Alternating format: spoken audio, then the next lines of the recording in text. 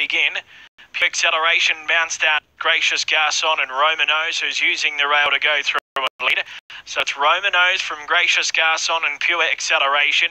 Kip Keita settled down fourth on the inside of Protection Money, and wider is Candescence. Wider was Phony, actually. Candescence is back second last, and Another Notch is last on its outside. They turn for home. It's Romanos hard up on the fence. A narrow leader on Pure Acceleration. 2 lengths away, Gracious Garçon.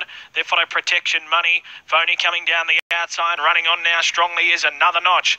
Romanos led with 150 to go. It's a length and a half in front. It got away from Pure Acceleration, but here comes Another Notch. It's flashing home on the outside. It'll make it close and gets up to win. That's a nice trial. Another Notch came from a minute back to beat Romanos.